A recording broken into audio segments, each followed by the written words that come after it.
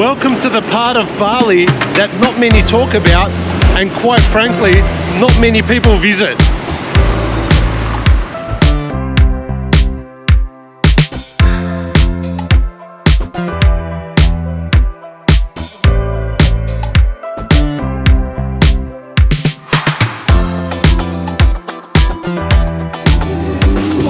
Who said that Denpasar is boring?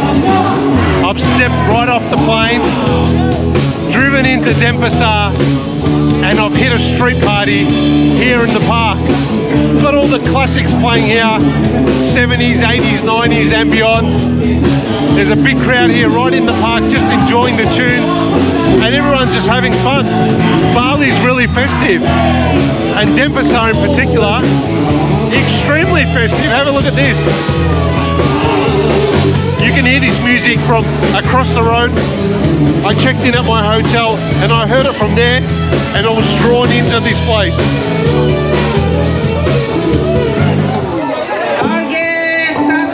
They're taking a little break and everyone's dying for more music.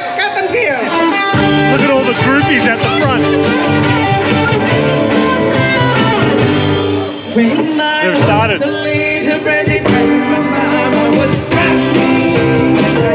These guys are pretty good.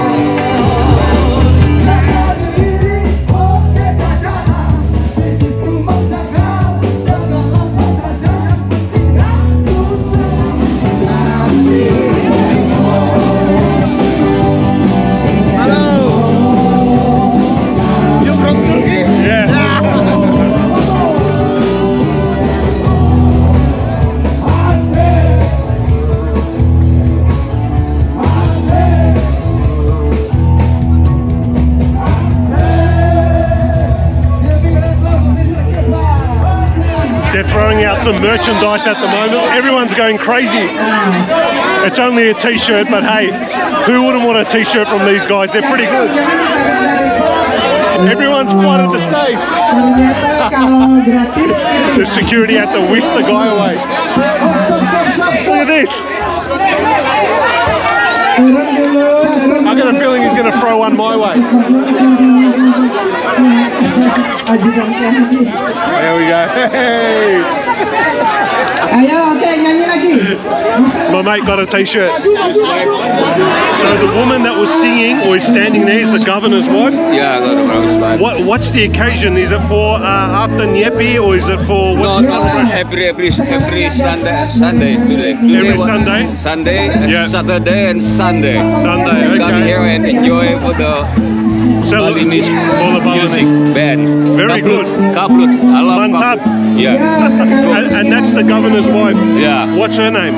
Mrs. Coster. Okay. Mrs. And she come every week? Yeah. She comes all the time? All the time. Thank you, sir. The big sponsor here. Big sponsor, okay. Very good. Bagus. Yeah.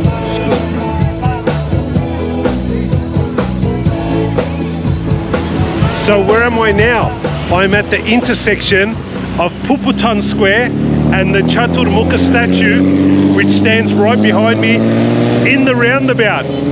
This is where the legacy of fierce resistance and cultural pride exists for the Balinese people.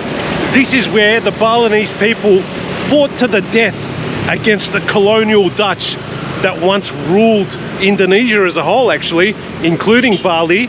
It was either surrender, live with shame, or die with pride, and the latter won on the day. And all this happened in the early 1900s. I think it was 1906 from memory.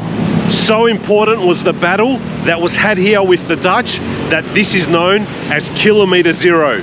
In other words, where it all began.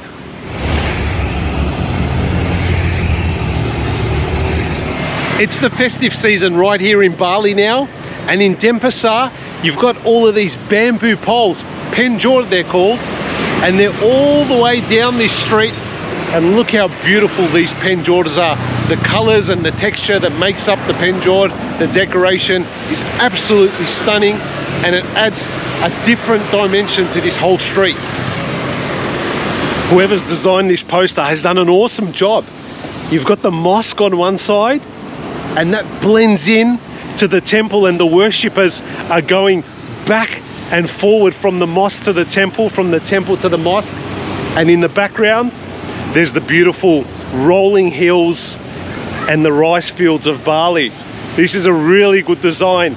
It really emphasizes the harmony between the two peoples that live here on the island. Great work. I'm enjoying Denpasar.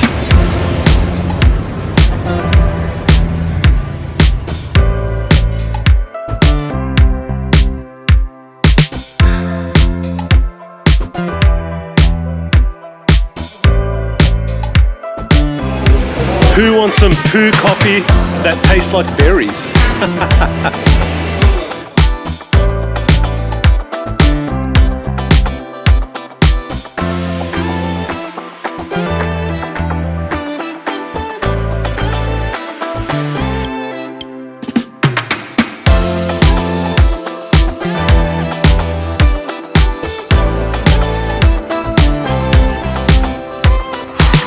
Alright, I've got my friend here. We're going to do a 20-minute tour with the horse around Denpasar. 20 minutes? Yeah. How much, boss? 300,000 rupee. 300,000 rupiah. Yeah, and this. Alrighty, I'm rattling through the chaotic heart of Denpasar, perched in the back of our dokar and loving every bump and second of this. While the rest of the city blurs past on their motorbikes and cars and the frenzy of the exhaust, I'm soaking in the vibrant market stalls and colonial era architecture at a pace that lets me see all the details. Between the steady clip-clop of the hooves and the thick scent of incense wafting from the roadside shrines, this is a beautifully raw, wind-in-your-face way to claim the streets of Denpasar. Pretty cool. I'm enjoying it, as you can tell. If you're looking for an expressway to see the city of Denpasar, you can definitely jump on one of these horse and carriage carts. And you know what? It takes you in and out of the back streets, and it allows you to see the areas that you probably won't see if you have to walk around. Because it is hot and the traffic is a bit hectic, so it does get a little bit intense. But with this, it probably costs a little bit more. I paid 300,000 rupiah, which is probably about $20 to $25 Australian for about 20 to 30 minutes. I'd say more on the 20-minute side. I probably overpaid, but that's all right. I consider that a bit of a donation on my behalf. You can probably bargain them down and get it a little bit cheaper, maybe $5, maybe $10 a little bit cheaper, but you know what? That's up to you. I'll leave that one in your hands. I'm not too fussed about it. It is a good ride. Going past all of the different sites here in Denpasar, including Pasar Badung, a few of the temples, and you know what? It kills 20 to 30 minutes and gives you a better perspective of what's happening in the neighborhood. And if you see something you like, you can always walk there or come back to it when you've got a chance. Time for a beverage. I'm going to a special coffee house which exists here on the main street. But first we need to walk through a stationery store. So come with me. This is the stationery store. Wow, beautiful smells. Hello, coffee? Yeah, you want to say hello? Yeah. This is for YouTube. This is on my YouTube channel. Where's the coffee shop? Yeah, Where's the coffee? Where's the coffee? Upstairs? Yes, upstairs. Okay, who's taking me upstairs? By myself? Okay, the Okay, gentleman. the Okay, thank you. Hello. Selamat pagi. Selamat pagi. What's your channel name? I will write it down for you. Okay, we're going upstairs and the gentleman is taking me upstairs. Look at this. What's your name? Sam. Sam, my Sam. name is Ronaldo. Nice to meet you, Ronaldo. Like the football player, Ronaldo? Yeah. You're good looking like him as well. Yes, because I'm born in 2007. Yeah. 7 July and 2007. Same as Ronaldo? Yes, that's the when Ronaldo's career is. When he became famous. Yeah. Wow, this is very beautiful up here. Look at this. I have a cappuccino, please. Cappuccino hot or Cappuccino. ice? Panas. Panas. Panas, no ice. Oh, wow, very vintage. Look at that TV up there. I managed to get my hands on a good cappuccino here, and I must say the Indonesian coffee is a cut above the rest. So I'm sitting upstairs here in this old Dutch era relic. From behind these steel bars and these windows, I can watch Denpasar's chaos unfold. Everyone's in a hurry in this tropical heat, but not me. I'm anchored here by the stillness of the yesteryear, the high ceilings, and the stories, most importantly, of what once went down in this neighborhood. Outside the modern world, inside the yesteryear. And that's where I always find myself, living in the yesteryear, in the heyday. Serenity, chaos. Yesteryear, modernity. Which one would you choose?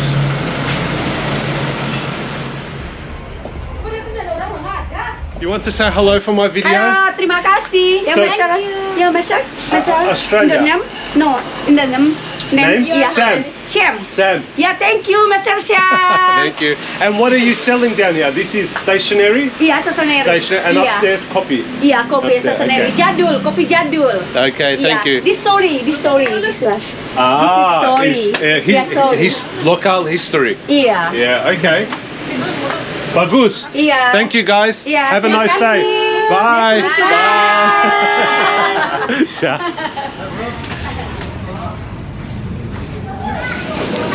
We are inside the Pasar at the moment, but something just occurred to me.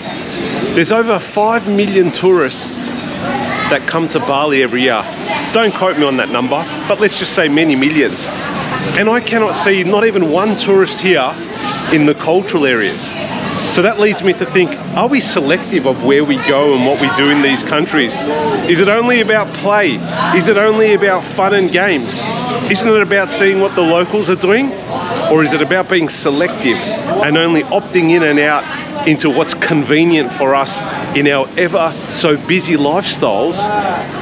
And this type of stuff, the cultural stuff, goes on the back burner. To tell you the truth, I haven't seen any tourists in Denpasar. I won't lie, I saw the odd person, the odd older couple holding hands and then quickly getting whisked away into some kind of minivan and going probably back to Sanur or who knows, wherever they're going. But people actually staying here and doing day-to-day things and seeing what the locals are doing and hanging out with them, not happening. What is your name? Madi. Madhi, are you from Bali or are you from Java? No, Bali, Hindu. Bali. Hindu.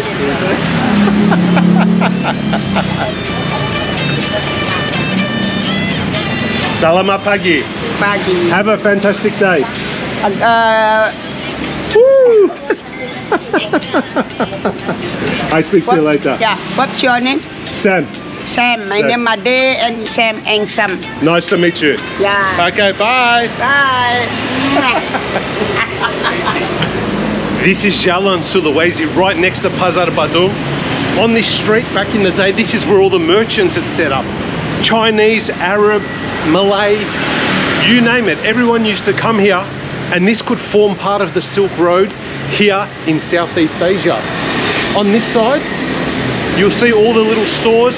They sell a lot of textiles, silk. That's what it's all about here, because that's what merchants did back in the day. Have a look at this. This is what it's all about. It's an intoxicating mix of Dutch buildings, but with people that also look very Arab, Chinese, and multicultural. Definitely one of those streets to walk up, because this is a time portal made to be traveled. And if you don't do it, you won't get a real understanding about Bali. Bali's not all about Kuta and Legian and Canggu and Seminyak. It's not all about eating, drinking, and having a good time. It's about this. It's about understanding what happened in Bali, who the people are, and how they survive even today. You've got maybe hundreds of years worth of history right here, but I don't hear anyone talking about the silk trade after their visit to Bali, do you? I don't. Do you? I don't hear anyone talking about the silk trade or the gold trade. That was also very important. You've got gold shops as well that have survived the test of time here also. Now you might be thinking, so what? It's just a street with silk and textiles and a bit of gold that is for sale in these shops. But think about all the places you visited as a child, all the shopping malls, the street strips, and maybe even markets. Ask yourself this, are they still there? Because I'll tell you one thing, a lot of the places I went to as a child are one, no longer there, two, transformed, knocked down into something else in order for them to be relevant, three, had some kind of investment in the area where they built a mall and knocked down all the old buildings, etc. In other words, they're either not there or money's been pumped into the area to make it more relevant. I don't see that happening here. I see traditional, colonial, Dutch era buildings still here, and the original stores, possibly, that were here from once upon a time. Textiles, textiles, textiles, gold. So I've ducked away from the business of the Gajah Mada strip, and just like that, the roar of the motorbikes fades into a heavy, humid silence. The smell of fresh food from the family compounds is in the air, and this isn't the Bali of postcards. This is the labyrinth of peeling paint, moldy buildings, and the secret courtyards where the 19th century refuses to go. Have a look at this. There's definitely a secret courtyard right behind these cast iron gates right here. Amazing. I found myself wandering around through these narrow alleyways lined with Dutch era buildings, crumbling stone shrines, and the air smells more like incense and family cooking rather than the exhaust pipes, the smell of oil and fumes, which is just over there. This is a forgotten map of grand family compounds hidden behind unassuming wooden and steel doors. And have a look at this alley. Narrow alley that goes on for maybe a kilometer or two down here into a different kampung. This place isn't just history, it's a preserved museum. It's out in the open for everybody to come and see and enjoy. And just like that, as you duck off the main strip, you will find many different alleys with different characteristics. This one just seems to be beautiful in the afternoon sun, and I truly believe I've caught it at that golden hour. Ladies and gentlemen, that's it from me. I am concluding this video from Denpasar. I hope you've enjoyed the day with me here in the heart of Bali. I'm finishing my day with a walk around the big park in the city. This is the way it works here. As the weather cools down, people come out and they're everywhere. Behind me, in front of me, and it's only going to get busier as the day concludes. If you enjoyed this video, don't forget to like, share and subscribe. Stay tuned, stick with me as we tour Bali. We've still got a few weeks ahead of us and there's more exciting adventures to come. Don't forget to like, share and subscribe. And as always, a big adios from your friend, the Hassmeister, here in Denpasar, Bali.